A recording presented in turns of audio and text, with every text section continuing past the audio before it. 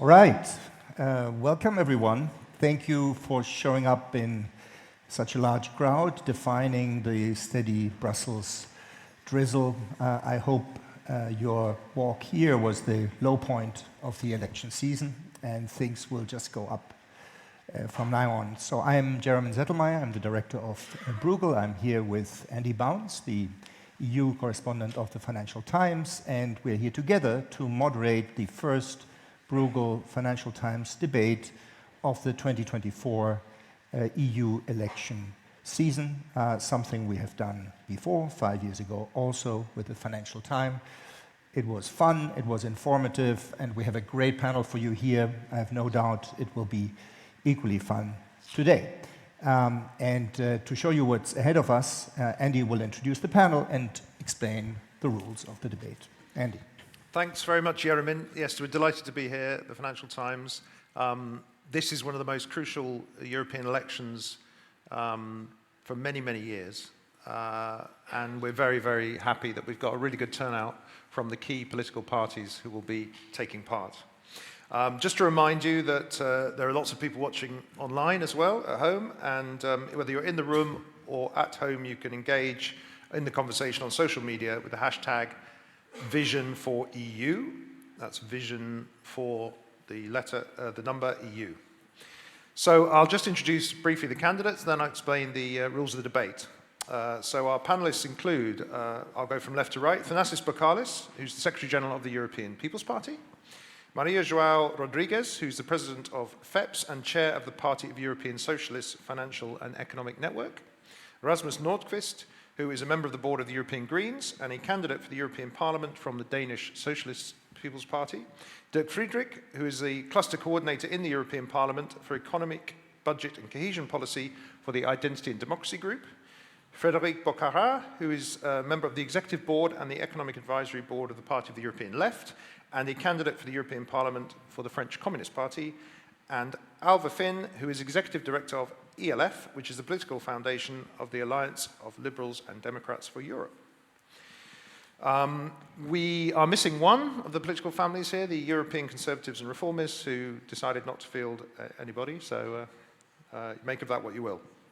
So I'll just tell you about the rules of the debate. We're going to have 5 rounds. The first round is a general question where the panelists can speak for 90 seconds on their party's economic plans. We will then have a 30-second response from each of the candidates.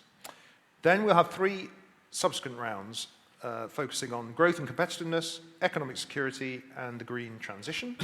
With a main question, each panelist again gets 90 seconds to answer, and then we ask a question.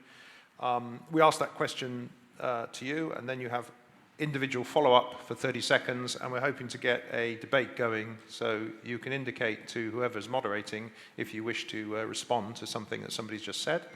And we'll try and give as much equity as we can in terms of being able to respond. So please raise your hand if you wish to respond, and we'll come to you where we can. And then at the end, we will have final remarks for 90 seconds in case there's anything you feel you want to reinforce or you haven't been able to say. We have decided the speaking order by draw, and it will rotate each round. We will also be asking the audience 3 questions on the Slido app, so be prepared for that. And we will, you can answer and we'll see how we go. Again, the code there is #VisionForEU. So, without further ado, let's start off with our opening question, which is, and should be coming up on the screen, what are the main actions the EU needs to take to increase prosperity for citizens and business?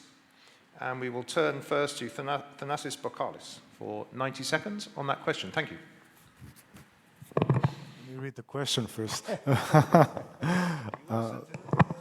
Thank you, Bruegel. Thank you, Financial Times, for the invitation. Many thanks to my co-panelists for being here today all together and addressing this event. I think that the age of our collective innocence is over, thank goodness. After an era of permanent crisis in the EU with the pandemic, with war, with natural disasters, with what have you. I think it has dawned upon everybody that they cannot hide behind anybody. The member states can't hide behind the institutions can't hide behind the member states. Institutions and member states can't hide behind Washington or Beijing, et cetera, et cetera. Everybody needs to assume the responsibilities and stand up and articulate clear positions about how they see the future being framed under these unique circumstances that is called the European Union and the European Union institutions that we all respect and we all work with and work within. But the way we work within them is critical. What are the processes? What is the decision making? That's something we'll come on to as we follow up. So thank sure, you. but I think... you've had your 90 seconds, so we're now turning it's to over. It's over? Maria. Okay, so let me just finish and say, I think leadership will be critical, and may the best party win. Thank you. There you go. Maria. Well, I'm also greeting the initiative, the colleagues of the panel, and of course the audience. I think it's great that we are together. And look, I believe that for the next term, Europe needs a new big ambition to lead on the green transition, to lead on the digital transition, but bringing business and citizens together. So this means also for Europe to provide economic security, social security, and look, I believe that for this kind of ambition, we don't have the means. So we need to invent more powerful means for us as Europeans to act together, and this is a big democratic decision. So I really hope that the next elections will be able to make such a decision. So this is my first wish. Thank you very much. I think you managed to give some time back to Mr. Bakalis, so we're back on schedule. So Rasmus Nordqvist, we'll just reset the clock, and you get your 90 seconds now. Thank you. Well, thank you, and thank you for the invitation. As you said, it is a very important election, and I think we say it every time, this is the most important election. But this time is true, and it's true because we're standing in really difficult times. My shortest answer I could give to this question is investments, and followed up by, of course, staying on track on the green transition, following up with the social and green deal, as we're calling from the European Greens, but really to make sure there's investment to this green transition all over Europe to create the jobs, and then stay on track with the Green Deal instead of making these funny U-turns as we see all of a sudden when it comes to the regulations, when it comes to the strategy, because we know businesses are investing on the long term and they cannot live with these sudden changes. So stay on track with green transition and make sure there's investment for all the work we need to do. Thanks very much, and we'll now turn to Dirk Friedrich. Yeah, thank you. Thank you for having me, having ID. I think if you want to answer the question what we expect from the EU, we have to answer first the question, what is actually Europe? And Europe traditionally was a hotbed of experimentation. It was a huge laboratory. It was cities, regions, and nation states competing with each other. And this is actually the success, the reason for the success, for the historical success of Europe. And I think if you want to emulate that, this is where the answer comes from for what we expect from the EU. And what we need from the EU is a devolution of competences back to the member states, maybe within the member states, back to the regions. And what we also would expect is respect for the rule of law. The EU is actually violating its own treaties. It's deeply in debt. It shouldn't be in debt. And my time is over, I think. No, what does the red mean? Okay. There's something coming in, interesting.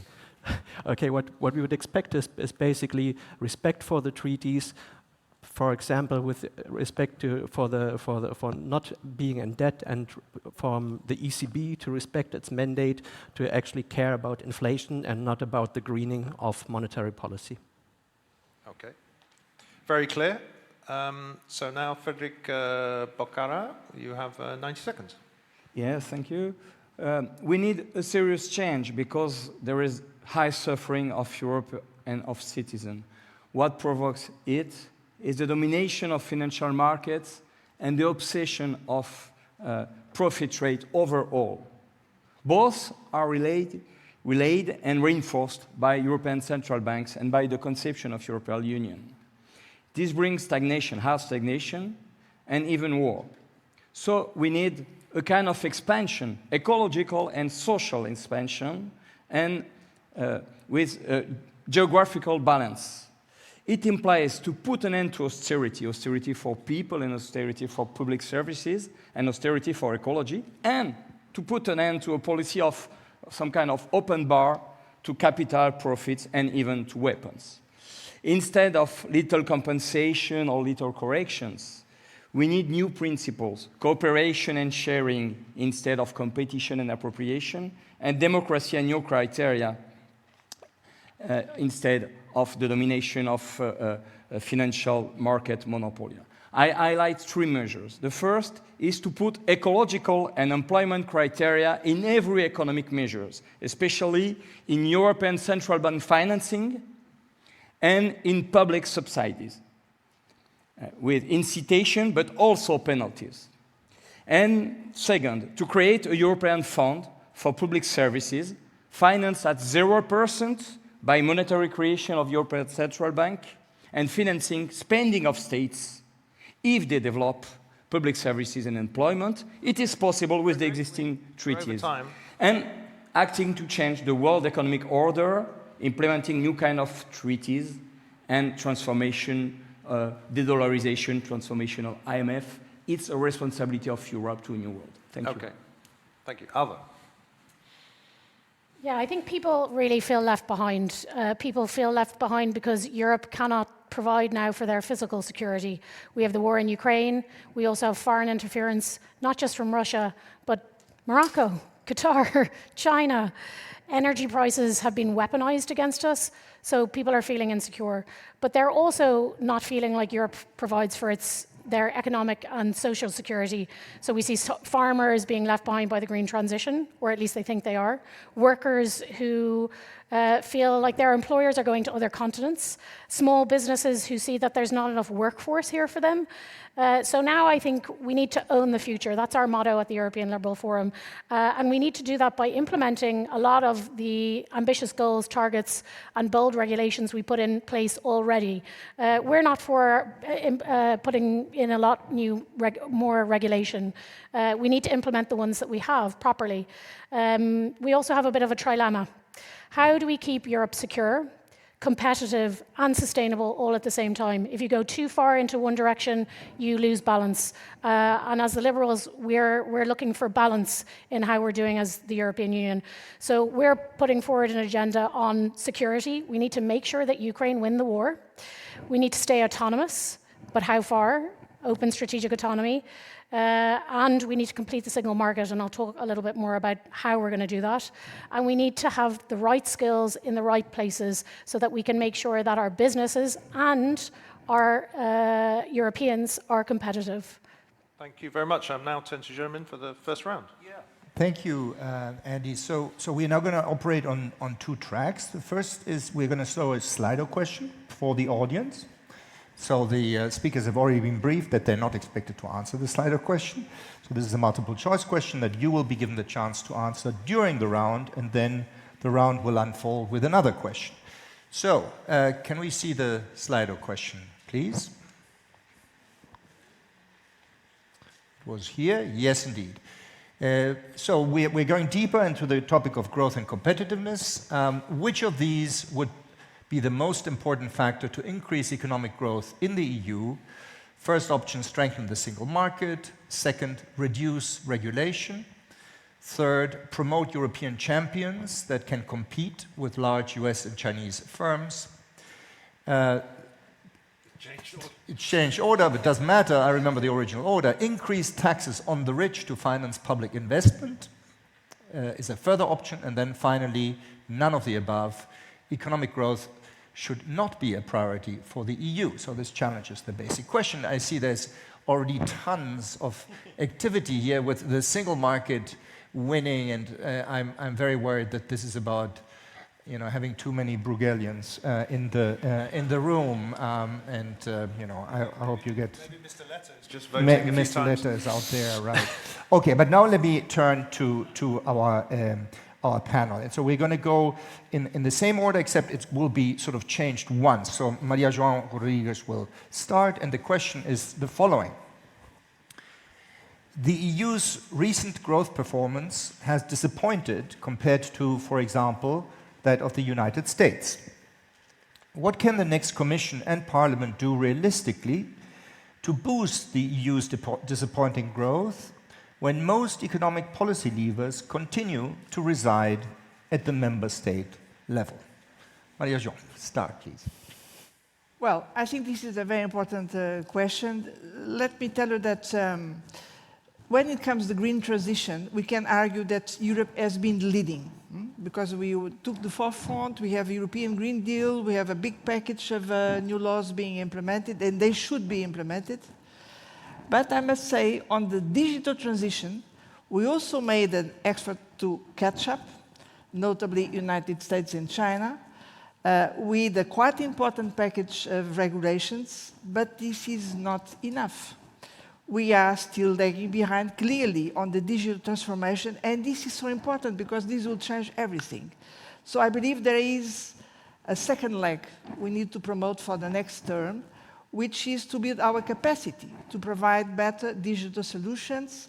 This means for us to take ownership of our data, to build up our own platforms, to develop AI according to our values. So this is a big area of initiative of Europeans for the next phase. Nevertheless, I'd like to underline that if we speak about growth and prosperity, we must have in mind also the internal demand. Because Europe remains a big market with internal demand depending on the capacity of citizens to have a decent life, to sustain good living standards. So whatever we do about this is about negotiating the right kind of wages, to promote progressive taxation, to provide good public services. This can also help to sustain growth for the next term. Thank you. Rasmus, please. Yes, I mean, first of all, I want to say that the carbon neutral Europe is actually our biggest advantage in any competition, also for businesses. And then coming back to the investment needed, if we really want to do the transition to renewable energies, it's a huge investment that needs to be done, which is not being done by individual member states, needs to be done together. It will create lots of jobs and therefore also boost economy. And then we have to look into another thing that's really needed in order to boost the competition, and that is to have the right skills. I mean, we can see that, I think it was Eurobarometer who did a survey with 86% of SMEs were lacking people with the right skills. So look into how can we actually train and educate what we need in order to be competitive to the rest of the world. Thank you. Dirk, please. Yeah, thanks. I think, like, in the first place, to be disappointed, you have to have high expectations. And I actually, if you look at the economic policies of the EU, I don't expect anything else but really a dismal growth. If you look at the numbers, then the US have grown since 2010 by 30%. The EU has grown by 20%. The average growth per year is 1.3%, which is really, really horrible. It's not what we expect if we want to create jobs. So, like, where is that all of that coming from? The EU has evolved into some kind of managerial state. It is the Commission is trying to regulate every single aspect of life. It creates European champions basically on the drawing board. Like, I'm pretty sure that all of these investments will be down for nothing. In a few years, we'll see that there's not going to be any big battery factory. There's not going to be a CHIPS Act. There's no AI. That's not going to happen in Europe, because what we need would actually be a market-friendly framework, which we don't have. So and if you want to, what you have to do if you want to change it, you have to live with the principle of subsidiarity. You actually have to live it and not only be on paper, put it down, it's ignored all the time. Give competences back to the member states, and really, like, the most important thing is maybe cheap energy. Like the thing with the renewables, it's not able, the renewables are not able to provide energy for an industrial base that we had. This is really where the biggest problem is. Thank you. Frederick, please. So we need another kind of growth. The aim is an ecological and social growth based on employment, training, and public services instead of material consumption and financial waste. The mean to reach that is new efficiency by lowering capital costs or capital withdrawals, which are very high. For example, 40% of the surplus of enterprises are capital withdrawals on enterprises, and sharing and spendings instead of big monopoly and high financial buyings of enterprises. Sharing is also gain on cost. Because there are obstacles.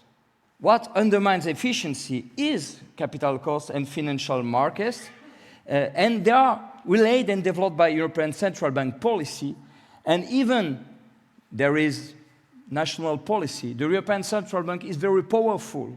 The European Central Bank represents 7,000 billion euro. It's more than national budgets. It's very high. It's very powerful. It's our strength in common. So we have to act on both directions. Demand, push demand, but another supply, transforming supply with criteria, a new kind of whatever it takes, but effective and efficient, with new institution and with new democracy and criteria on that. That is our aim. Thank you. Alva, please. If you remember one thing that I said today, it's get back to basics. The single market is our growth policy, it's our industry strategy, and it's our path to open strategic autonomy. We have to recommit to the single market, and that we have tools, we have things that we need to do in order to do that. So I don't agree with some of the panelists who have doomed and gloomed. We're a bit more hopeful. The banking union, also creating scale for European companies, small, medium, large, all businesses. We hear a lot from startups that once they achieve a certain size, there's nowhere for them to find the investment that they need in Europe. So they can't be our next big EU champion because they go to the US instead. So we need the capital market union, we need the banking union, we need to reduce red tape. Get back to the principle of one market, one rule. That will enhance competitiveness because it will make it quicker to grow your business in Europe. Also, we need to stop gold plating. A lot of member states are going way too far in how they're putting market rules down in the member states. Also, making the digital market work. The DSA and the DMA were championed by our Liberal commissioners, two of the most popular commissioners. They were levelling the playing field. It came in a month ago. I can already see that we're seeing EU digital companies coming to the fore in advertisements. So we need to give it a little bit of time, and it has to be implemented properly across the EU, because that's how we become competitive in the digital market. Thank you. Thanasis. A few years ago, it was estimated that we need, a few years ago, it was estimated that we need 600 billion euros to complete the green transition and the digital transition.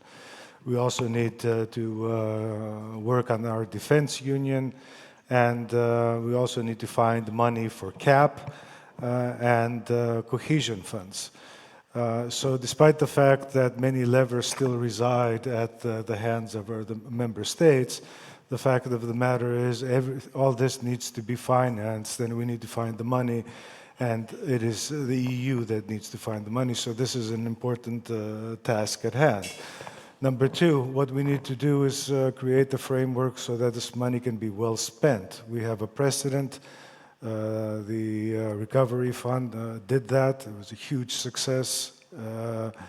an EPP-led success and a huge success for Europe, and we need to do the same.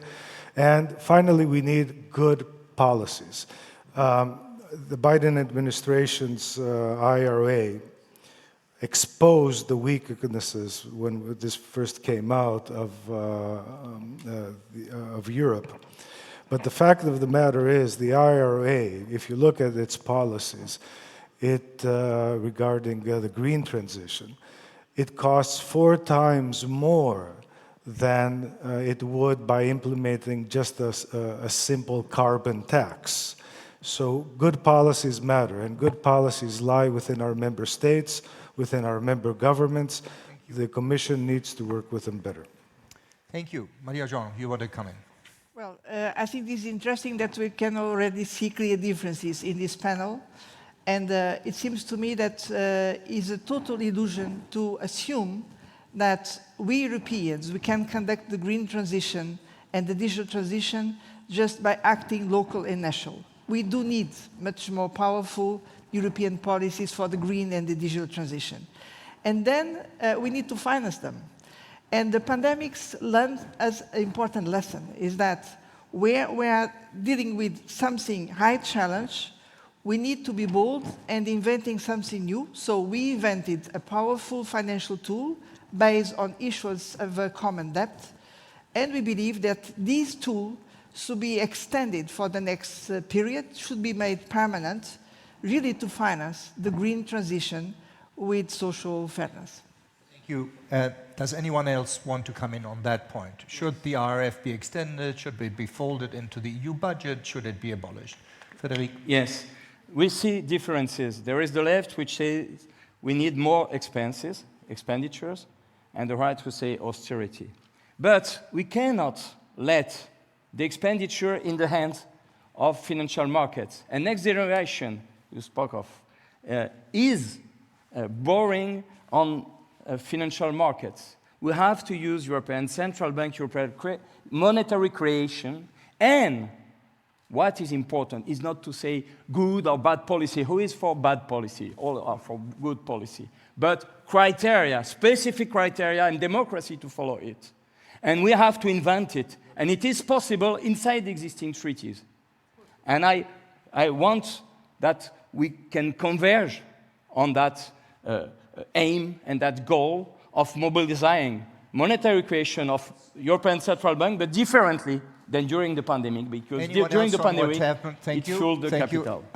Please, go ahead. Rasmus? Yes, thank you. No, but I think it's important to see, I mean, if we look at which member countries actually have the fiscal space to meet the Paris Agreement, it's very few.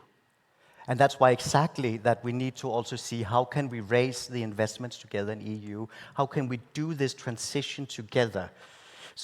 And we should learn from what we have done. I mean, that's the most important lesson in politics is actually learning from the past and then say, can we do it even better? Can we do even tightening up and make the rules even better in a coming investment round like we did after the COVID, because there was some weaknesses in that. So let's learn from that and let's be clear about, I mean, no country, very few countries will be able to meet what we have promised if we don't do something. Thank you. Dirk Friedrich? Yeah, thanks.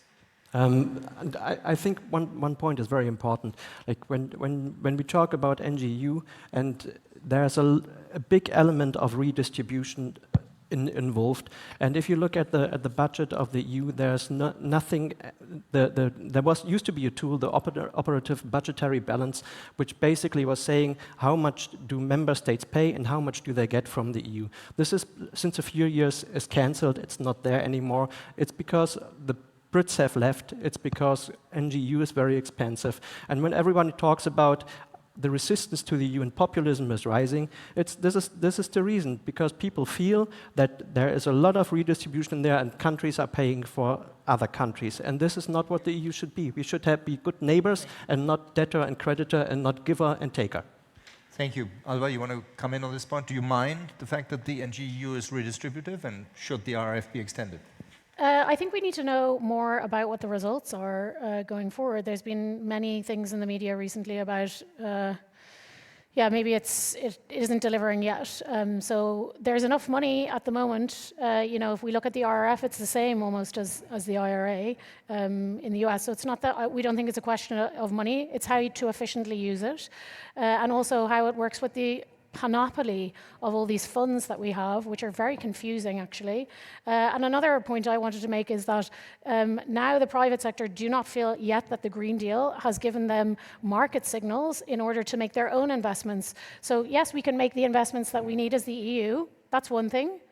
But what about the private sector? They need to be incentivized in order to say to their shareholders, we're going to invest in this green tech because in 15 years it's going to deliver on the green transition and it will deliver benefit to you.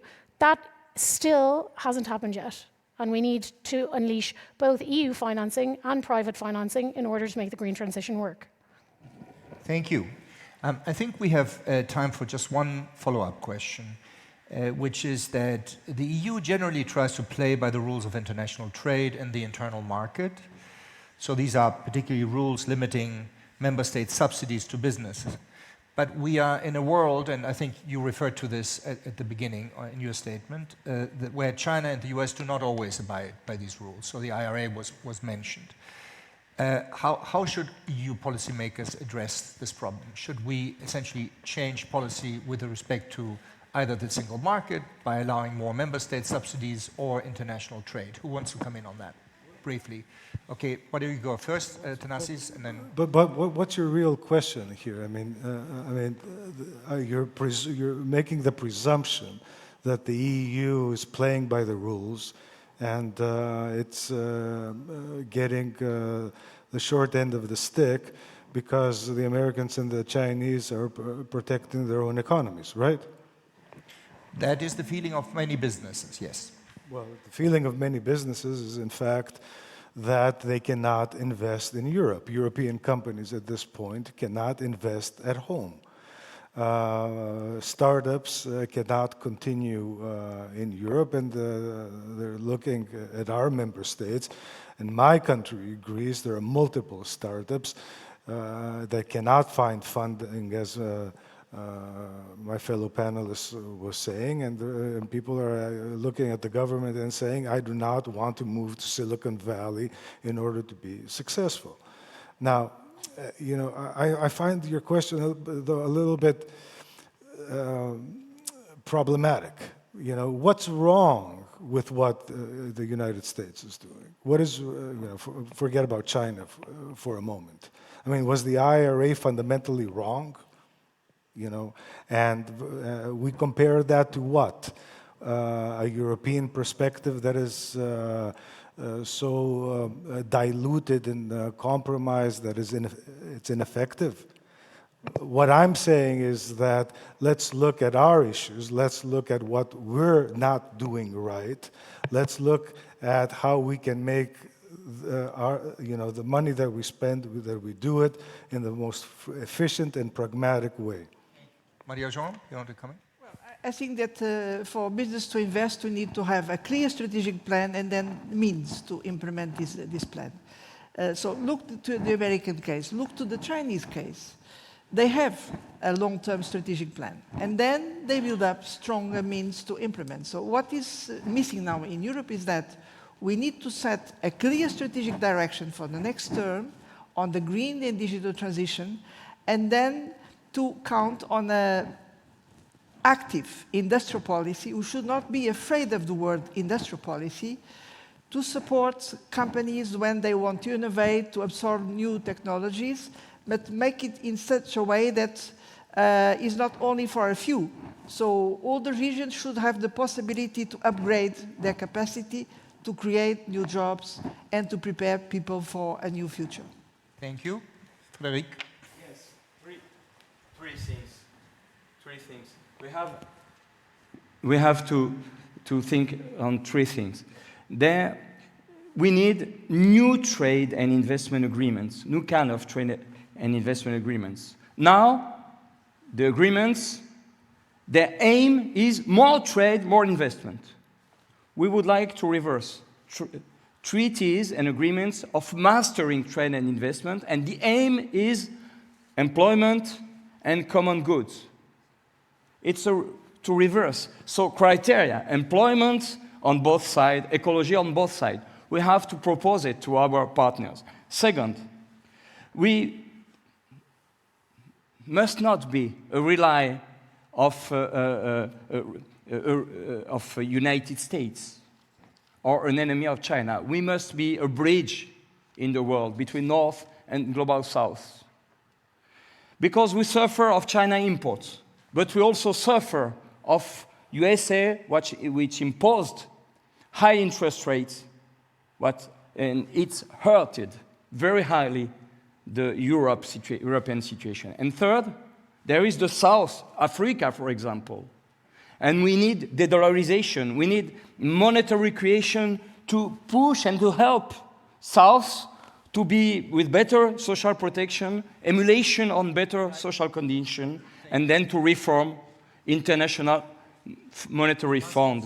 Rasmus, you want to come in on this? Yes, I think actually I would like to comment on something you said about the industry policy, because I totally agree. We need to be able to talk about a good green industry policy. And we need to do it at EU level, because a bit your second question was whether should we allow member states to let loose and give state aid. And I think we have to be extremely careful, because we know who are winning. It's the biggest and the richest. So of course things like this should be initiated on EU level, so we continue to support the single market, level playing field for competition, and not allowing the richest and the biggest to be the conqueror of it all. Can I just ask you to do one thing real quick? Who of you thinks that doing more industrial policy is okay, maybe even a good idea, provided that we do it at the EU level? Can you raise your hand if you believe that? 1, 2, 3, 4. Are you telling me I'm asking the wrong question? Versus what? I asked my question, whether it's a good idea to do more industrial policy at the EU level. That was a very precise question. Okay, so we have 4 or maybe 3.5. Okay, great. I'm glad you liked my question, finally. All right. Great. I think it's time to show the results of the Slido. Can we have that up? Okay. So, Alva, you're going to like this result. So, the single market gets the most important, is the most important factor. But then we also have a pretty large share of the audience that actually believes we should do some economic nationalism ourselves by promoting European champions that can compete after that.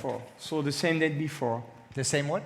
To change, we have to do the same than before. Well, okay, we can move on.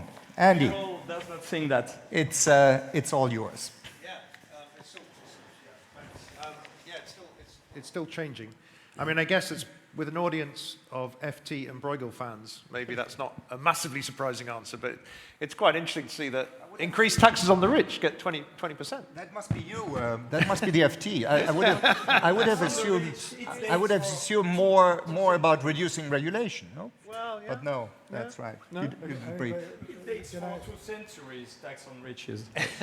But monetary creation, that is the new thing. Yeah. All right. We've heard you on that. Annie, central banks you take the new power. Can I make a comment? No, because we're going to the next round. I think the number one response was logical. I mean, but what surprises me is the number 2 response. It's the liberal mantra of creating European champions, which has proven an utter disaster over the past 5 years, and it's still got 23%. Alva, that's not the liberal mantra, is it? I thought the liberals were smashing favor of competition. Anti-competition. Yeah. Absolutely. Yeah, pro-competition laws. No, absolutely. Okay, we'll save that for your closing remarks. I mean, I thought it was a liberal Vestager who stopped Alstom and Siemens. Absolutely. May have been wrong. Okay, so we'll go to economic security now. We'll first, again, ask the audience for the next Slido question, while our panelists get their breath back and prepare for the next round. So this one, already people are answering again. To protect its economic security, the EU needs to trade less with China. Do you agree or disagree? So there we go. Pretty binary, that one. So we'll leave that online, and please vote, and we'll come back to it at the end. So now we come back to our speakers, and we're going to discuss economic security. I hope you like the question, Mr. Bakalis. COVID and the energy shock after the Russian invasion of Ukraine have shown that integration in the global economy brings risks in addition to rewards. Should the EU alter its trade policy? What should the EU do to de-risk its relations with China? And what other economic risks should we plan for? Now, it's Rasmus's turn to go first, and 90 seconds now. Well, thank you. I remember when we saw the invasion, Russian invasion in Ukraine, all of a sudden we heard a lot of even right-wing politicians saying, energy policy is security policy. And I was very happy that they found out about this all of a sudden.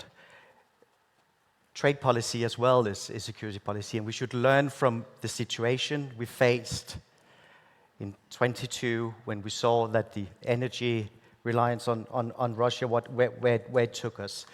And that demands from us now to actually start working on diversifying our whole supply chains all over, looking into how can we be relying not solely on one country as we is for a large part on specifically China.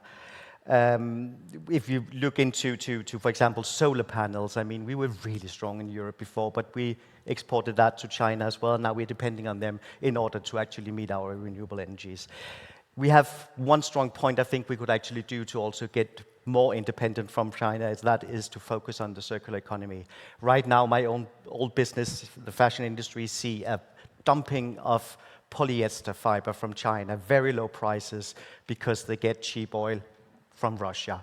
I mean, that is not competition when we look at, we have European companies who can have biosolutions to do renewable fibers instead. So let's invest in the circular economy, do the right regulation, and that would make us more independent.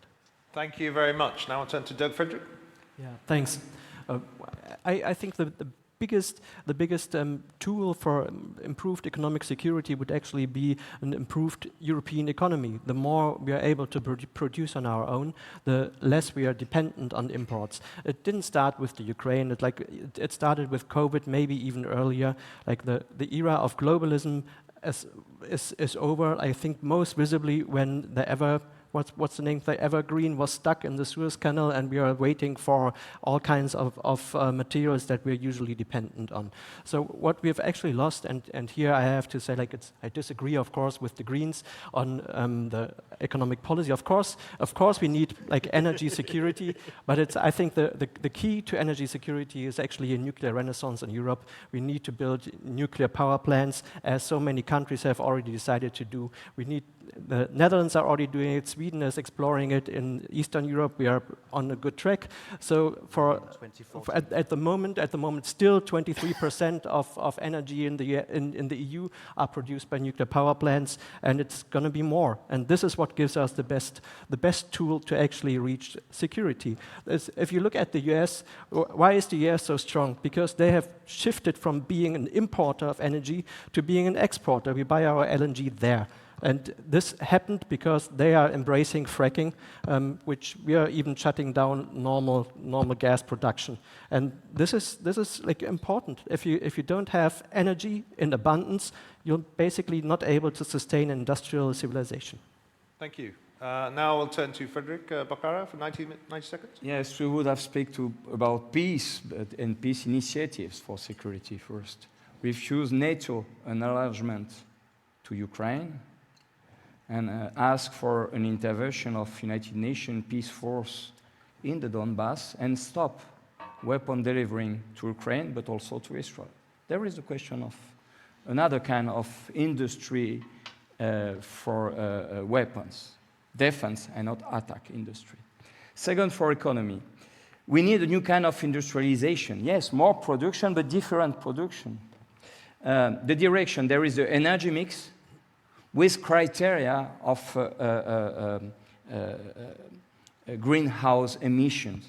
The criteria must lead all the things, and not the single market. Because if it is a single market, it's profit. And profit is not security for people.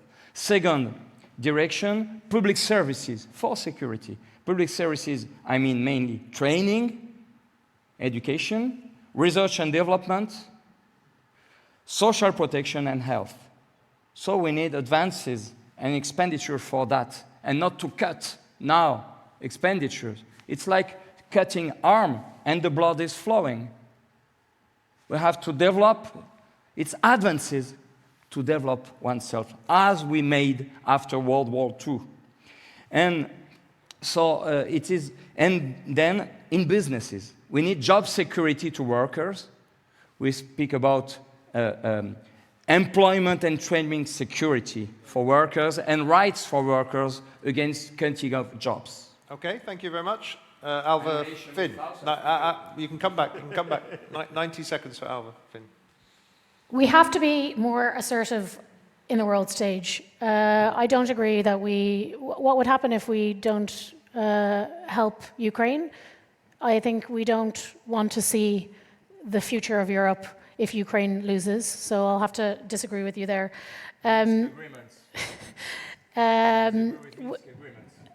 We have to also protect our critical infrastructure. We have seen recent examples of foreign investment, but also foreign takeover of ports, digital infrastructure in Europe, and also if we look at our endangered trade routes, it shows us that we can't rely anymore, for example, on the US to safeguard our supply chains. So we need to focus on new trade to promote economic growth. Thankfully, that will also help us with de-risking from China. We don't think we should trade less with China. We think we should trade more with others in order to create a balancing act. Diversification is key, I think, to reducing the dependencies that we've seen coming up in this mandate. We also need to have the right skills in the right places. So equipping Europeans with digital and sustainable skills for the transition, promoting lifelong learning, mutual recognition of formal and informal learning. We need to prepare ourselves for these things, and a lot of European workers do not feel prepared yet. EU blue cards, the EU talent pool, we need more migration into Europe. It's a fact. The demographic shift is also happening. We're in a triple transition. A lot of people talk about a green and digital transition. It's a triple transition. Thank yes. You. Triple transition. Nice soundbite. Thanasis Bakalis. Okay, we need a significant shift from dogmatism to pragmatism. We need to stop playing games and get Europe to meet its potential. Europe needs to be strong. How is it strong? Well, the first thing we need to do, we need to shore up the competitiveness of our businesses, but also make sure that our citizens and their prosperity are taken care of. Good jobs, good pay, good schooling, access to healthcare, and everything our citizens need. That's fundamental, but also on the other side, we need to take care of our security.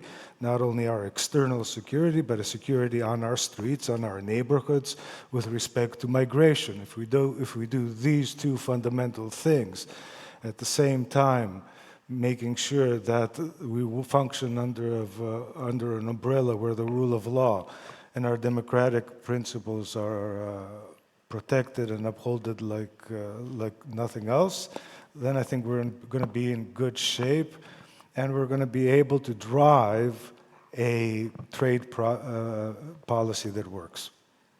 Thank you very much. Oh, Maria. So my turn. Andy, you like my answer? I don't know what happened. Carry on. Okay. Look, we have a new reality in our continent, meaning war. And for sure, we need to support Ukraine. This is about our values. And we need to protect ourselves for different kinds of pressures which might come. During the pandemics, we understood that we need to take care of access to health devices. Now we need to make sure that we have our sources on energy. Greener energy, by the way, is safer energy. And we also need to make sure that we don't have key weak points in our interchange with the outside world. So this is about what we call strategic autonomy of the European Union. Nevertheless, I'd like to underline this is not about making Europe a closed continent. No, we need to remain an open continent. We need to multiply cooperation, strategic partnerships, trade agreements, but here we are. The trade agreements should also involve good standards on the green transition, on the social transition, and this is exactly where we cannot make concessions to China. I'm in favor of opening channels of exchange with China, but we need to make clear which are our choices and to push for a fair trade with China. Thanks very much. I just wanted to pick up on one thing, actually, that Alva said, and ask the others what they think.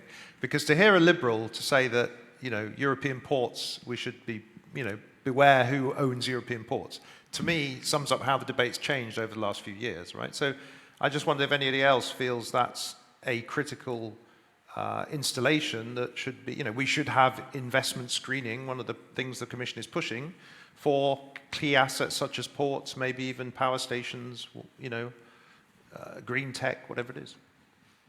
Rasmus, you want to go? Yeah. Yes, indeed, of course. I mean, it's like we have been in this little naive bubble of thinking of, okay, I mean, we trade with them and everything will go well. I mean, we saw that with Russia. We said we trade with them and they will behave.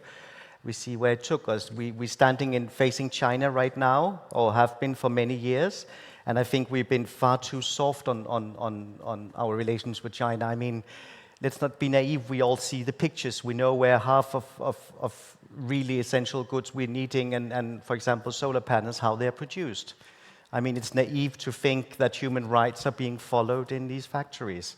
So I mean, one thing is to, of course, look into who's investing then in us, because we become dependent. If they own it, we're dependent on them. Second of all, it talks back to the industry policy, the green industry policy. How do we take that back? So we are not dependent on this road. Thank you. Maria, I think you wanted to come in, and then Thanasis. Well, I have no doubts that we should use this instrument of screening investment, because this is the case of China. They are extremely precise and strategic when picking assets which are interesting for them to build their influence across the world. So definitely we cannot be naive. And this is part of our economic security package. The same way, for instance, we should use collective European procurement to make sure that we are in conditions to purchase vaccines, to purchase energy in better conditions, food. And this is a clear example why we Europeans, we need to act together, because we are in a world of big players, so strong actors. And we also need to be strong with our values. Thanasis? I think it was 15 years ago that the Greek state sold the port of Piraeus to the Chinese. But I will advocate that probably it's a good idea to have a mechanism to protect our security. Now, of course, the Chinese can't take the port and walk away with it, but that's one thing. The crucial thing is that this does not go into a dogmatic trajectory. A few days ago, the Japanese Prime Minister was in Washington asking the Biden administration to allow the sale of the major American steel company to Nippon Steel, if I'm not mistaken. The American steel company is bleeding, right? It's devastated. Nippon comes in and says, we'll invest money, we'll put money in, we'll protect labor agreements, we'll protect this, that, and whatever. And for political reasons, the American administration is not budging. We cannot go to that end either. Thank you. Frederick? Our multinationals are in China. It's the result of delocalization, high delocation. So we have to speak about screening of investment, but screening not on the base of the nationality, but on criteria of on employment, value added, and ecology.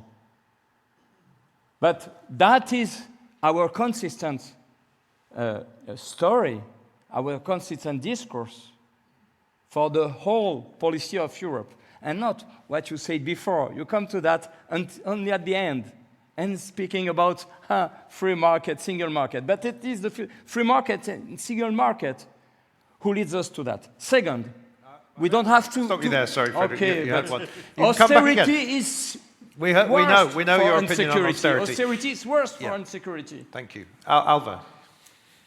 Yeah, I think. Is it on? Yeah. Yeah, we've been totally naive. Everybody has been totally naive, and we need to have a wake-up call. So, I mean, this was meant to be the geopolitical commission. I think we haven't seen where the beginning and end of open strategic autonomy, happens. As I said, there's a trilemma now. We need to be competitive, but also sustainable, and also autonomous, and also security. We need to balance all of those things. I don't think we can do that by completely decoupling from China. That's just not realistic. We just have to make another partnership. And we can do that. We have, I think, the bargaining chips in order to make that happen.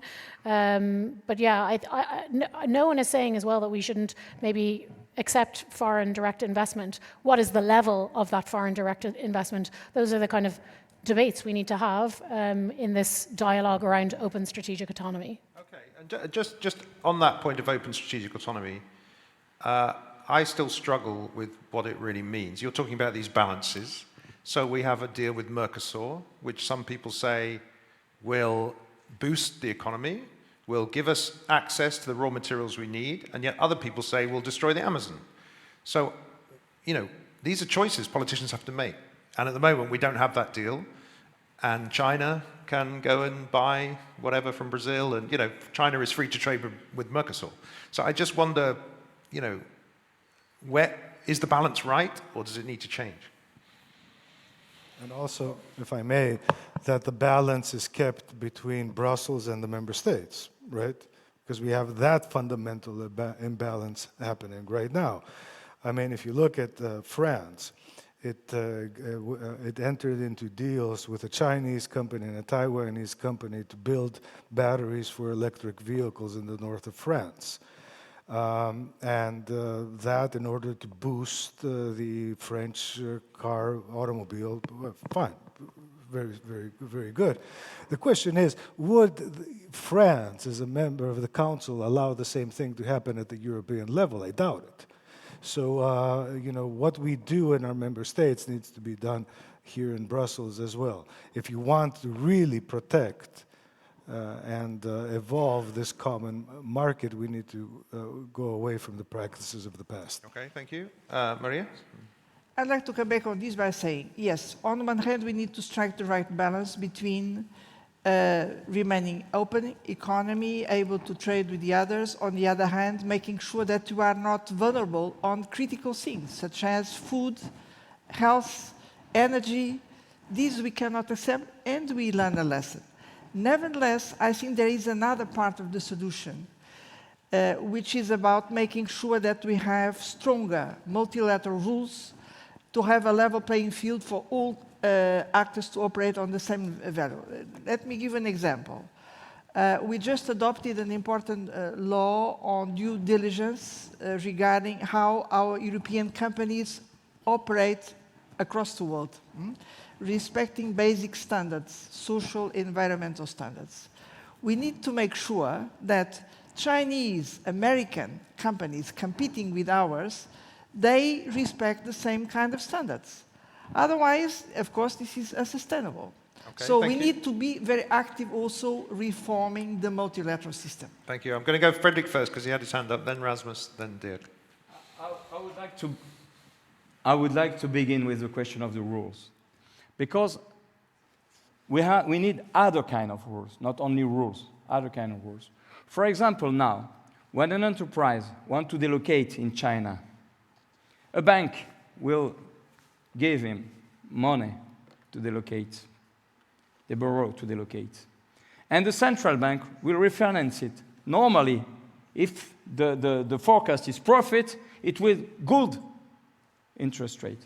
Now we need another thing. High interest rate if it is delocalization, high interest rate, costly if it hurts the security and value-added and employment, but lowering interest rate for what is good. Okay. It is fundamental. Second, we have an unbalanced... You've only have time for 1 point each time, so okay. get your second point quicker. There is services which Yeah, is not Yeah. the same thing like goods. Rasmus. Yes, thank you. I mean, we have to remember when we're doing trade deals, and trade deals can be good if they're rightly done, should be on a level playing field with our own businesses. So we should not all of a sudden compete on human rights, on workers' rights, and so forth. And that's unfortunately what we do with many of the agreements that has been done. And then secondly, I have a T-shirt at home from many climate protests saying no music on a dead planet, and there's no trade on a dead planet. So when we do these trade agreements, I mean, I'm sorry, we have to remember there is a Paris Agreement. We all have to live up to it. Sometimes it's us, as an interesting market as well, has to help other countries. So when we see that a trade agreement can actually all of a sudden be a huge threat to the Amazons, we need to act as politicians. Thank you. Maybe you can wear that T-shirt next time on the debate. Dirk, Friedrich. Thanks. So with regard to the Corporate Sustainable Due Diligence Directive, I find it a bit delusional to say like we are imposing those rules on our companies and then we expect from China and the US to respect those rules. We are not in that position. The EU is weaker than both. It will not be able to impose those rules on any of those countries. They will just not respect it. It will just make our imports and our companies less competitive and more expensive. So I actually don't see how one can even imagine that would be working. Sorry. Thank you. I'll let you... Because I would not like to see a European company using child labor just to become more profitable. This is not something we can accept on the 21st century. On the contrary, we need to make sure this is a general rule imposed by the multilateral system. So child labor should not be behind competitiveness because this is outdated. I mean. Okay, thank you. Alva. I mean, yeah, we have many trade partners that also subscribe to European values that we can trade with. You know, we have Australia, Taiwan, some African nations, and then also we have a lot of accession countries who want to join the European Union. We don't talk about that enough. We need to get them in quicker, and then we can expand the single market by 9 countries and have a mutually beneficial, higher growth in GDP, actually, an influx of much younger nations into the European Union, which will help with our labour shortages. Yeah, this is an obvious no-brainer, and I don't think anybody has really mentioned it today. Okay, thank you very much. I'm just going to ask a second follow-up question, which I'm going to give you all a minute to answer, if that's okay, because we don't quite have time for 90 seconds. And it's quite a simple question, actually, on the economic security, and it's the Trump question. So I don't know who wants to go first, but basically, what risk for the EU do you see from a new Trump presidency in the US, and how can we prepare for them? So we will start with Frederick. Yes. I think that we insist too much on trade, on material products. There are dividends and finance. And the United States, the main risk is what we support now. They rise interest rate and they kill our growth. And we are obliged to follow. That is the main question. So it is the dollar and the attractivity of dollar. That is the first question. Second, with South and China, they produce products, we import that, but they produce with our multinationals, so we have dividends, but not we. Multinationals have dividends. And with the United States, it's the contrary.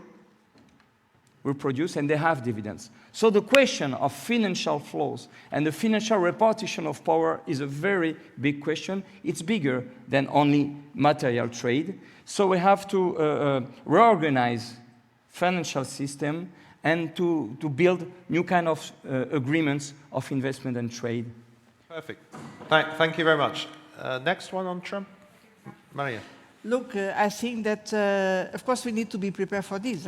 This cannot be excluded, this scenario of Trump winning again in the United States. But from my viewpoint, if he's elected, it means the rule of the strongest. Starting with the war in Ukraine, you saw what he's promising as a solution to solve this war, is to accept Putin's pressure and dictatorship. It's to make sure that in trade, in labor, in digital, the strongest are the ones winning the game, and that's it. And we don't need multilateral rules decided democratically by world and European citizens. So this is something I hope will not happen, but if it happens, we should be prepared to fight again. Okay, next. Dirk. Yeah, of course, I'm not that concerned about Trump. so from our point of view, I think that's like more welcome than not. I'd like to remember of the Abraham Accords. I think with regard to peace in the Middle East, what Trump did was actually the best in decades. I think that's possible to at least this point in time. I think it's more important than ever. With regard to the EU itself, I'd say that he'll make our weaknesses very obvious. Thank you. Anybody else? I must say something Middle East. I'm sorry, I don't want to burn the debate on Middle East, but no, we're not going to discuss the Middle East. Sorry. I mean, yeah. Okay. I mean, he brought it up. We can argue about the Middle East all night, but obviously, yeah, whether it was Trump's doing, there was no conflict there, is very open to question. But anyway, we'll stick to the economy. I mean, of course, I really see it as a threat if he's coming in also for the economy, because specifically we've seen him before turning his back on multilateralism, on agreements as such.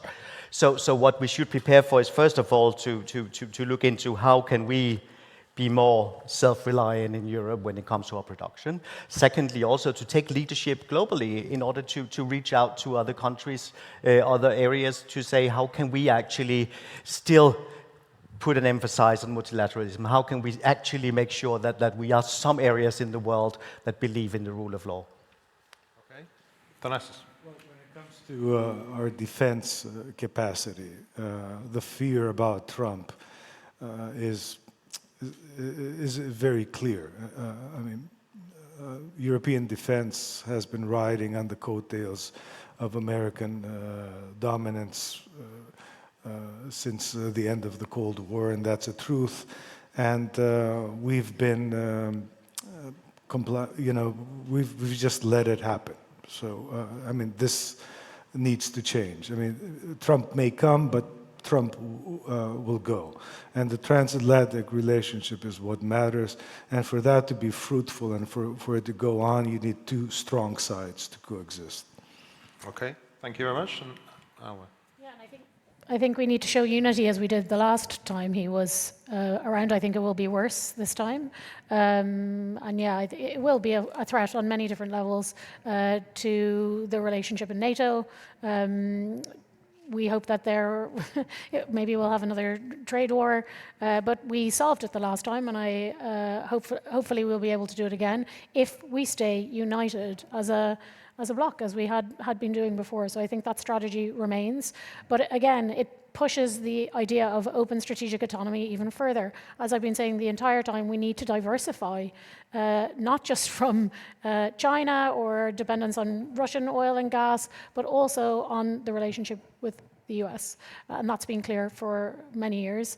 And it's still true if he is elected again in November. So we've already set down that road. We just need to continue on and really find this balance, as I said, the trilemma: competitiveness, sustainability and security. That is what the next mandate is going to be all about, finding the right balance. And it's the same with Trump. thank you. Thank you very much, everyone. You'll be relieved to know we've got to the end of that round. So we're going to give you another break while we look at the Slido answer. If we can see it on the screen there. If you remember, the question was, to protect its economic security, the EU needs to trade less with China. Do you agree or disagree? And it's quite tight. 52% disagree, 39% agree, 8% don't know. So that's pretty interesting, huh, Jeremy? Right, absolutely it is, yeah. Okay, so we move on to round 3. Now this topic has already come up in some opening statements and in the middle, and that is the green transition. So as before, we will start with a Slido question. Can we have that up, please? Okay, What should the EU do about the climate crisis? Very, very simple one. First option, stay the course. Second option, increase its efforts to lower greenhouse gas emission, increase its efforts. And the other option is reduce its efforts to lower greenhouse gas emissions, do less. Okay, so these are the three options, and we will check back at the end of the round to see which of these wins. And now let me turn to the question for the speakers. Can we have that up, please? And so it's essentially a more sophisticated version of this Slido question. So the EU has set itself ambitious emissions reduction objectives, but current efforts may not be enough to reach our climate goals. What should the next Commission and Parliament do about this? If the EU perseveres in its climate efforts, how can it do so without harming businesses and hurting vulnerable groups? And now the first speaker to go is going to be Dirk, and Rasmus will actually end. So let's see. Dirk, please. Yeah, thank you. So I think that's like squaring the circle, continuing with that policy, at the same time not harming people who are paying for that. That wouldn't work. I think what we have a misnomer here, because it's not a green transition. It's actually a revolution from above. It's a legislated revolutionary change of the whole economic model. And this is expensive. We see all kinds of numbers which have increased over time, if I'm not mistaken. What actually should have happened is that people would have recognized that maybe an electric car is superior to the combustion engine. Most experts seem to agree on that. What would happen in a market economy? In a market economy, people at some point would think, oh, an electric car is much more preferable compared to a combustion engine. People would buy at some point an electric car, given the conditions that there is enough charging infrastructure, given that the price is okay, given that the range is fine. We still have problems with the range. There's no sufficient infrastructure. Energy is very expensive, so I don't see the market conditions there. What's happening is we are subscribing to a green idea of a climate catastrophe and taking emotional decisions instead of sound, efficient economic decisions, which would mean waiting for the market to come up with the electric car and the infrastructure by itself. Thank you. Fredrik? Yes. The green transition, we have to increase our goals. Not only the goal for Europe, not only the footprint of Europe, to lower the footprint of Europe, but also of its multinationals, which is more than footprint. But our multinational decision centers are here. First, I would say that social and ecology are intimately linked. Social is not only a result or a compensation to avoid social anger or rebellions. But social and human capacities are the core of the mean to invent, elaborate solutions, and the core to implement new production, new supply. So we have to shift to support of training and employment and good jobs. Second, we have to put criteria everywhere, as I said in my first intervention. And especially, of course, in subsidies, but especially in European Central Bank refinancing and financing. When a bank comes to central bank and she said, the bank, well, give me money because I financed that firm. Oh, it will increase greenhouse emission? No. Or it will be very costly. It diminish emission. Okay, then we diminish the cost of capital. That is a new way of doing. And it implies, it is possible with the treaties, but it implies change in the institution. And then following by institutions. Alba? So, yeah, let me first start by saying we just don't have time for green fatigue. And we need to address the way that we've been communicating about the Green Deal very quickly. there's been too much of a focus on green for the sake of green. We need to focus on why people, the other benefits that you get from green policies, green and clean energy. So we need a more human-centered approach, basically. We are all in this battle together, and I think there's no room for pitting, farmers against society, bikers against drivers. We all need food. And we all need mobility, and we should be dealing with it in a kind of systematic way of thinking, rather than, I think we've been taking some decisions without really fully asking people, and I know I was part of research on how to talk to people in vulnerable situations about the climate transition, and they are willing to make trade-offs, but only if it's fair, only if it's just. We also need to have business-centered sustainable transition.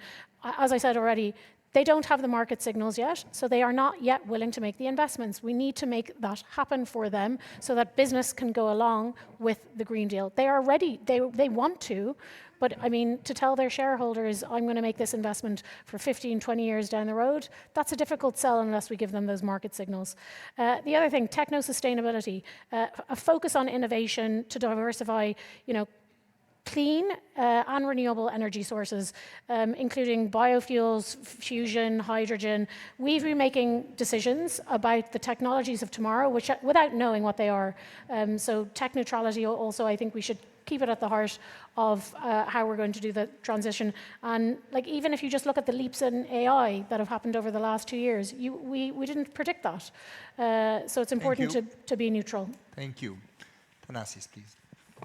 Well, yeah. So this is not just a green transition. It's fundamentally an energy transition, and really it's an economic transition. So it's a huge, huge deal.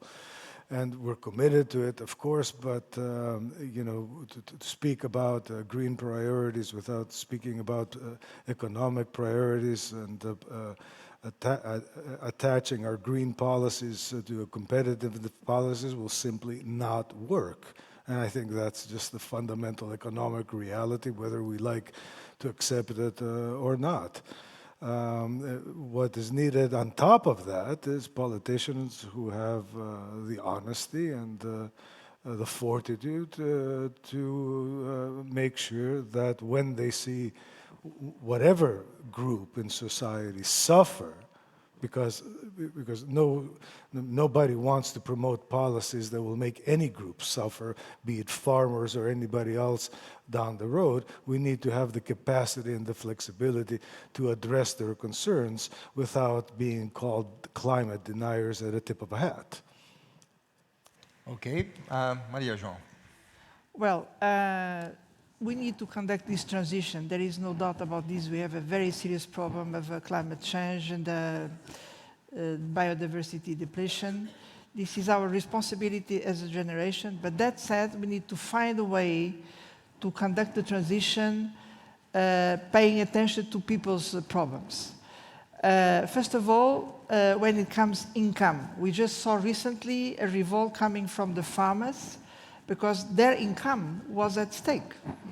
So we need to fine-tune the kind of common agricultural policy we are using, the way the food supply chains are organized, in order to avoid this pressure on farmers' income, because otherwise they will be against. Another concern is about jobs. When we are closing coal mines and moving workers to a new kind of production, again, we need to have active industrial policy to create alternative jobs and training policy to help them to move to these new jobs. And the same happens to the entire mass of the population, including the middle class, when we speak about moving to electric cars. So we need to have an affordable electric car, and we still don't have it in Europe. So I think we, for the next term, we have ambitious goals, but we have a lot to do when it comes coming with solutions which are acceptable by people. And that's why we need to be prepared to mobilize large-scale, long-term investment, private and public. So, and we need to be smart on the way we combine the private and public resources. Thank you. Rasmus, please. Yes, thank you. I mean, if it's not enough to continue the climate action for the coming generations, then let's look at the cost of inaction. I mean, how much with the adaptation cost if we don't deliver on what we promised? It will be very expensive. It will be expensive for member states, for cities, for individuals, for businesses. So of course we need to increase our ambitions, our goals, and our efforts. And we have to deliver in a social way. Yes, we need a greener social deals where we think in how can we make the justice at the same time as we do the transition? How can we create the job for all Europeans? How can we make sure that the farmers actually get paid what they need to get paid? Because when you ask, I saw numbers from the French farmers, if you ask the farmers, are you against the green transition, 62% say no, we want to continue. It's only 50% who said yes, let's get rid of this. So I mean, let's get people on board by doing actually this in a just way where we help people to do it. And we can do it, we have the money in EU. We can just look at how much we invest in oil, gas, and coal at the moment, transfer these investments, these subsidies. We can look in the public procurement. How can we change the law so we actually emphasize on the green transition when public money is spent, and also how do we help entrepreneurs, SMEs, to get into these markets? Thank you. So, look, what I've heard from you was, as far as I understand, three of you, Maria-Jean, Rasmus and Frédéric, answered the question very clearly. We should do more, and you all offered ways of getting there with, if I understand it correctly, on Maria-Jean's and Rasmus' side, involve more public funding, essentially, and on your side, it involves the ECB.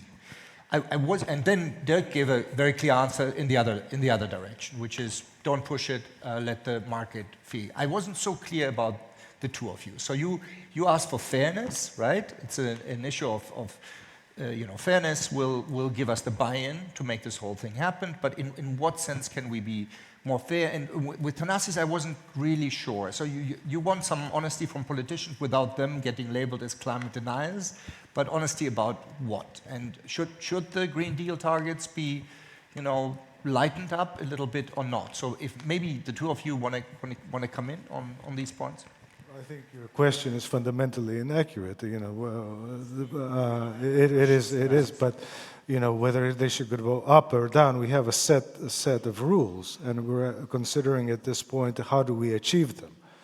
My answer is very, very simple. The green transition will not be successful unless it's tied to a competitiveness scheme. Because we are talking about an energy transition and a huge economic transition.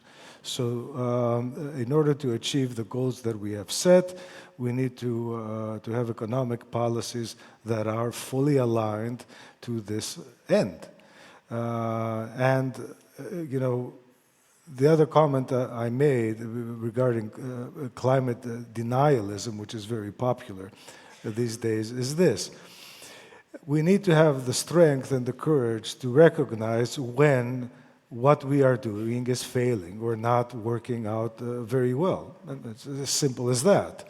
When something isn't working out, when we have groups of people, be it the farmers today or somebody else tomorrow, we need to take pause and say, how do we help these people catch up? How do we help and make sure that everybody is on board? Because, listen, there's one fundamental truth that we ignore. If people aren't behind the green transition and this energy transition, it will not succeed.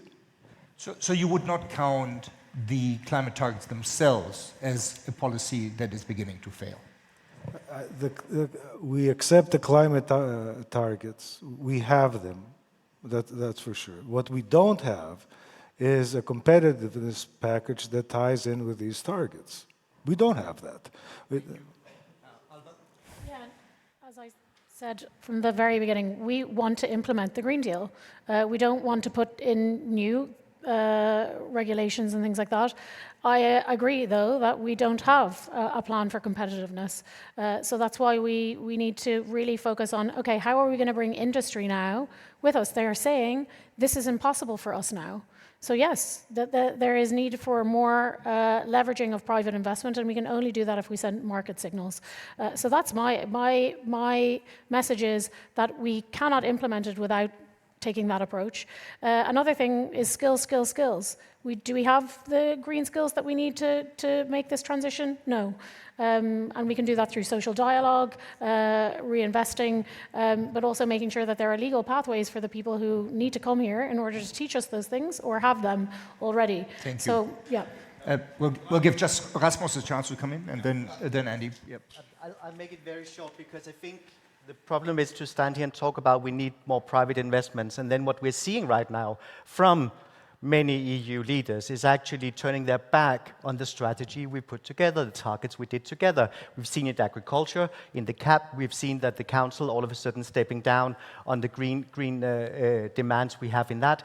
We're seeing it over and over again, and that is not going to attract private investments. I mean, if you have a strategy and you tell businesses we're going this direction, and then 3 years later do a U-turn, I can tell you private investments is not going to come. Point clear? Andy. Yeah, well, I just wanted, Maria, you're coming after this, but in Bucharest, Ursula von der Leyen said the Green Deal is our competitiveness policy.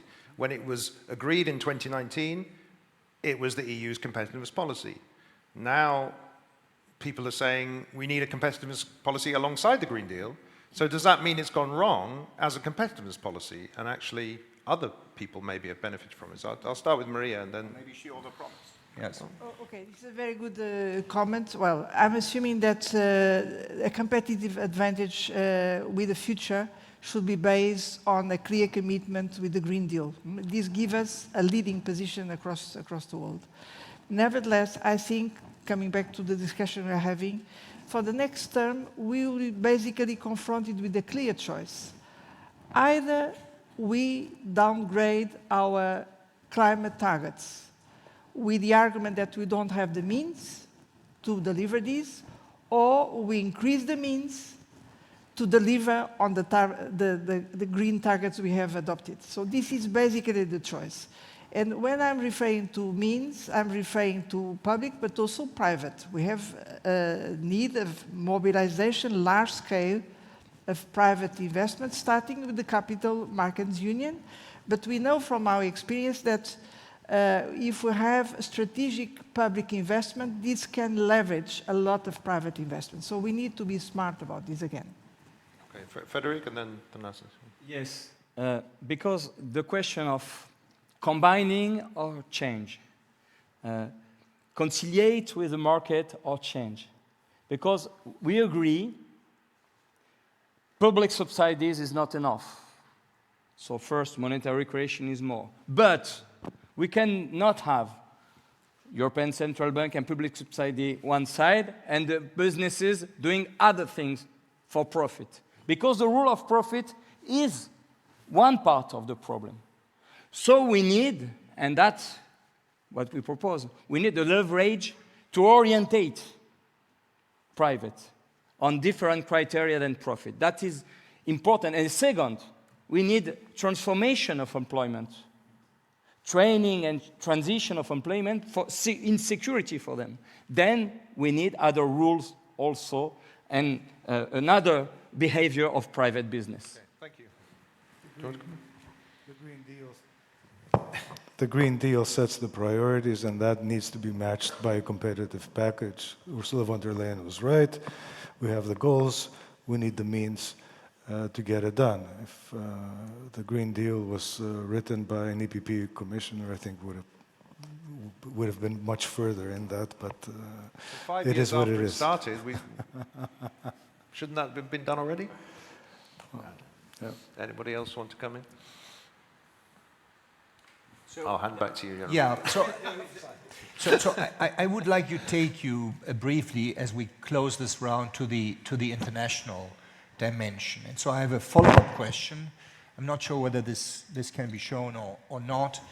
But basically, the follow-up question is that, staying within our global warming maximum will, of course, require much greater mitigation efforts, not just in the EU, but globally. And, particularly in emerging markets and developing countries, these are countries that have very low per capita emissions, but they are rising very quickly as a result of economic growth. And so the question is, should the EU be doing more on that front, and particularly by scaling up funding for these efforts? And if that is the right answer, how do we make sure that this money is not wasted? Anyone? Maria Jean had her hand up first, then Frédéric, then Rasmus. Well, many thanks for this question, because we know, humankind, that we can only address the climate change if we are together, coordinated as humankind. So a lot depends on what will happen in the developing countries. And right now, even they are committed to improve their performance on the green transition, in many situations they don't have the means. Because they don't have conducive trade agreements, they don't have the access to technology, most of it, they don't have the financial resources. So I really believe that we Europeans, we should go further in our cooperation, particularly with these developing countries, and discussing what can be called a new global deal. So something where we say to these countries, okay, if you commit really to implement a green transition, we will cooperate with you on technology transfer, opening trade opportunities, providing the right kind of climate finance, and it's in the end a win-win. And I'm happy that you are raising the question, because we are close to a so-called United Nations Summit of the Future in September, where we Europeans we should come with this proposal. Frédéric? Yes, the question you raised is linked to the question of institutions. We need some kind of strategic planification. We don't have to be to avoid the word. And we have a need to link institution of strategic planification and financing together. For example, at international level, United Nations and International Monetary Fund together. For the moment, they are separated, and there are not democracy in International Monetary Fund, because your weight is depending on your money. So USA has a veto power. So we have to bring together the both. And of course, maybe institution for sharing technology. And second, the following up cannot depend only on states and macro levels. We need rules inside businesses and rights for populations and for workers inside enterprises to follow the results. Want you come in on this? Or? Yeah, the EU is the biggest development donor in the world, actually. So we are already putting huge amounts of money into this. And the NDICI, which is our overall package, is absolutely massive, and it has a climate target in it. So we are already doing a lot. I was recently in Senegal for what we call Renew PAC, which is a relationship building between Pacific, African and Caribbean countries. And there they really pleaded with us to do more sustainable trade with them. So we can use our knowledge from here to be able to show them how to do that kind of sustainable trade, but also they can do intra-African trade based on some of these things. We can do a lot of technology sharing as well around how we're doing renewables. So yeah, there's many options on how we can make sure that that money is not wasted. So last time I checked, we were not even close to even the 100 billion a year commitment. And we need far more than that if you follow the estimates of the International Energy Agency. Rasmus, do you want to come in on this? Yes, exactly. Because, I mean, one thing is that we are not even close to the 100 billions that we promised in the Paris Agreement. We're not even close to the 0.7% of our GDP to development aid from the EU member states that we promised. So we need to step up in order to actually make the funding necessary for the mitigation and adaptation in these areas. We also need to see this as a collaboration. I mean, not all solutions are coming from us. There are actually coming solutions also from entrepreneurs in African countries, and we should be able to also give them access and have this exchange with them. When it comes to not being wasted, it's always the same when we talk about development aid and working in development countries. Always it wasted. I mean, we know how to do this. It's about working closely together with the local civil societies, so we know what we're going, where we're going, I mean, where the money going. So we have all the right ways. Right now, Europe can only just step up and actually deliver the 0.7% of GDP we have promised, and the 100 billions and the next funding as well. Any reaction to this? Do you really think the market will solve the problem of emissions in emerging markets? I think the answer is a clear no. We are unable. We don't have that money. We are unable to even monitor how we spend money abroad at the moment. If you want to increase it, it's just like a guarantee for more waste. That's all I can say. Okay. Can I add something?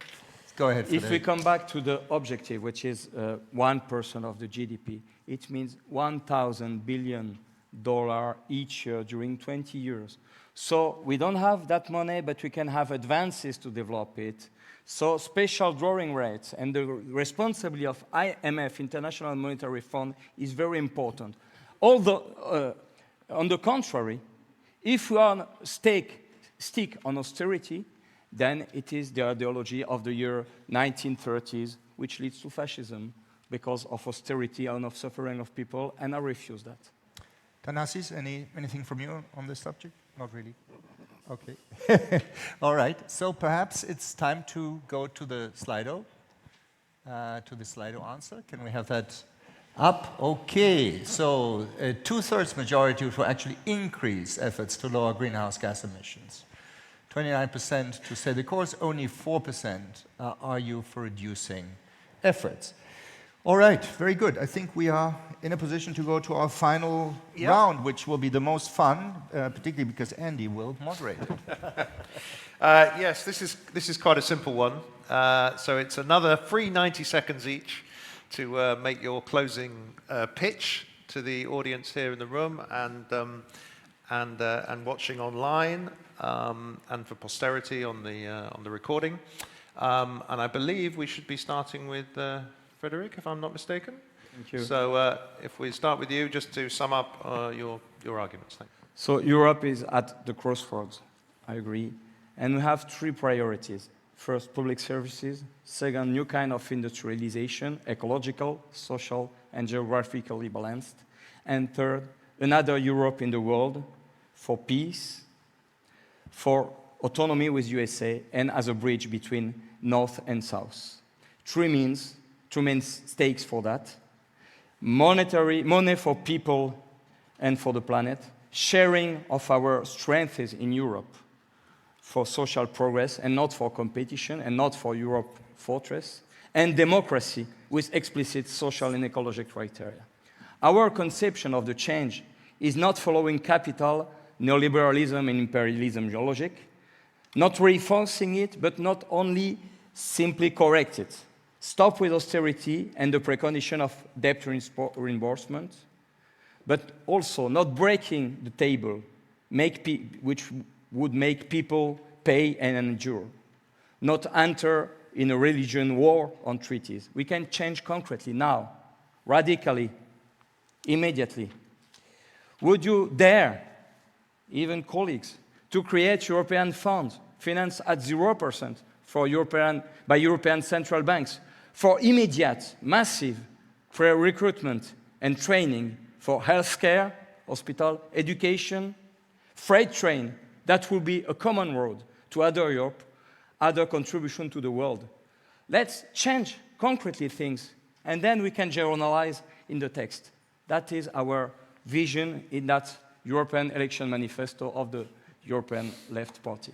Thank you. Thank you very much, Frederick. Alva. My main goal today is to tell everybody to get real. We need to be more pragmatic. As I said, the number one thing that I want everybody to focus on is really finalizing the single market. We need to reduce red tape. We need the banking union. We need a capital market union to be able to invest in European companies, creating European champions, and not by protectionism. We need strategic autonomy, but we need to find what the balancing act is. We need to address this trilemma altogether, because in the end, it's going to be all all of us, different parties sitting in the parliament, trying to make those decisions together. We need to de-risk from China, and we need to do that by reducing dependencies on them through diversification. We also need to invest in people through skills and make sure that they have the skills for the green and digital transitions. For the green transition, we need to stay the course. We have adopted a tsunami of regulation now. We need to make sure that that's implemented.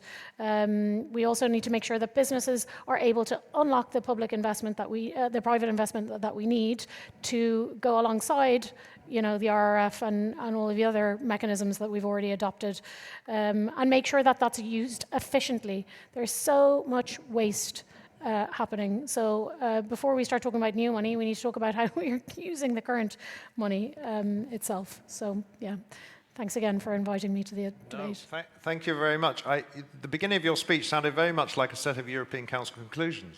And yet they never quite seem to happen, which brings us back to maybe Thanas's opening point about institutions hiding behind each other and who's going to take the decisions. But anyway, 90 seconds.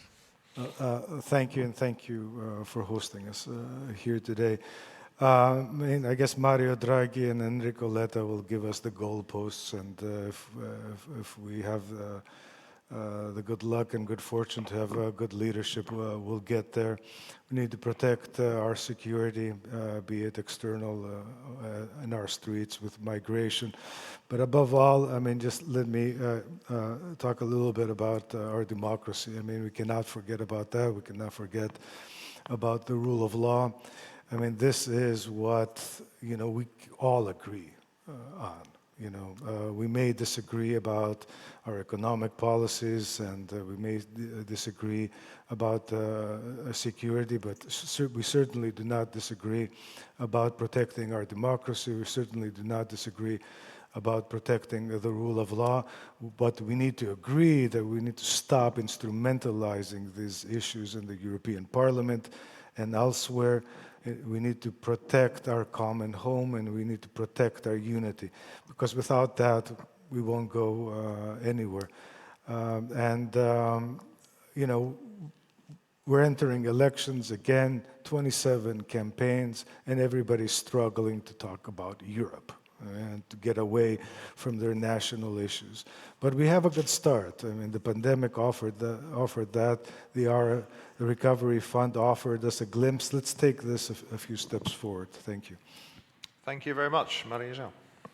Well, I would say that we are going to a new term with a level of challenges and uncertainty we have not been for a while.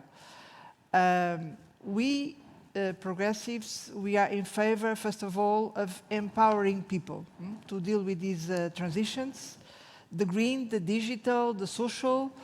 This is our key word, is empowering people.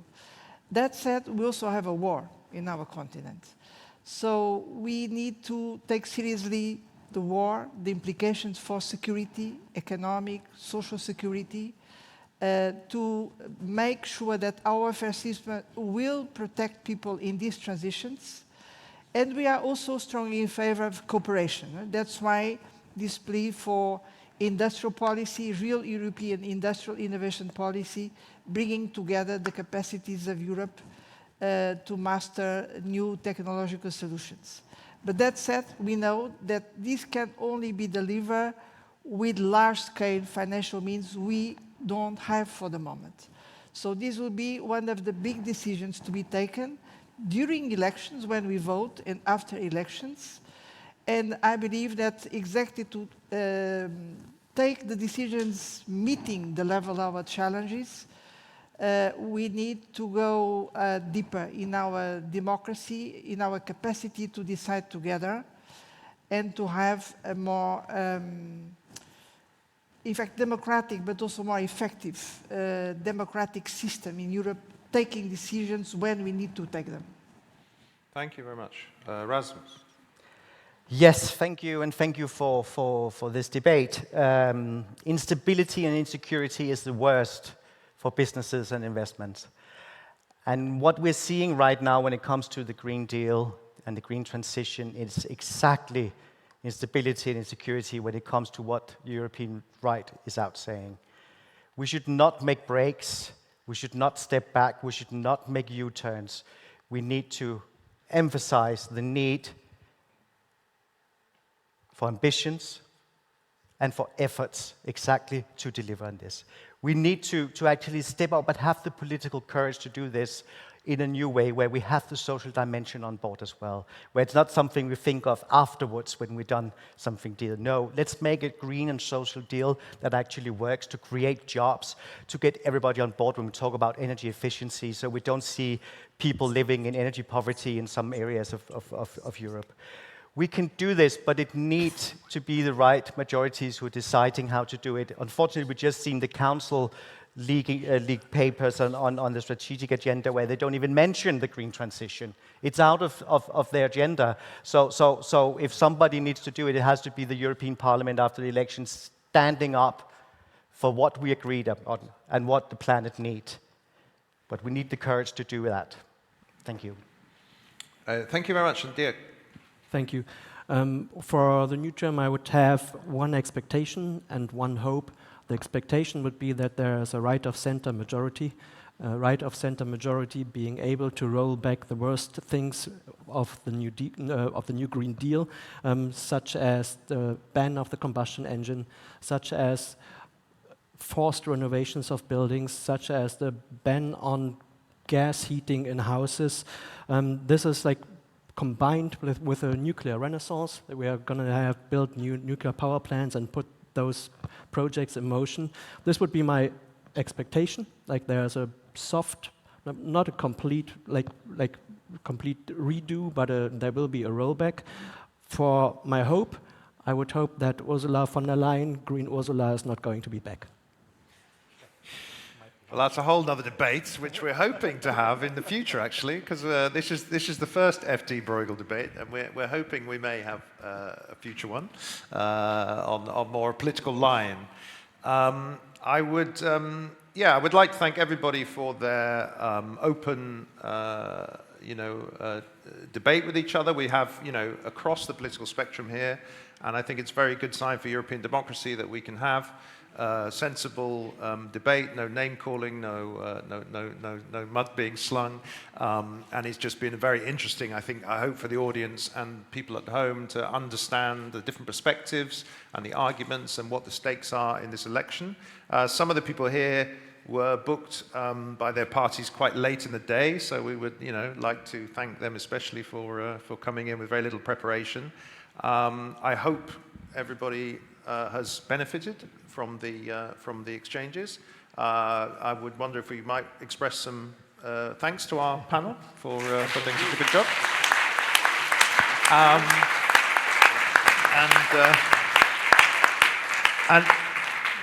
And even more remarkably, they kept to time, in fact, so well that we're slightly early. And I'll just hand over to Jeroen to close things. I mean, I will make the usual appeal for you to go to vote.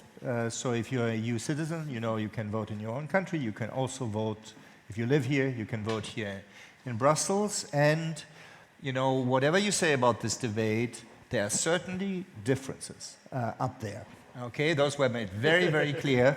And so we hope this has helped you a little bit. Make your choices. Thank you so very much. And I'm just wondering if for the next debate we could give the moderators a right to reply as well, because sometimes we came under a bit of pressure there, I think. Absolutely. 30 seconds. So the last thing I want to do is just to thank our panel again. Thank you. Bye-bye.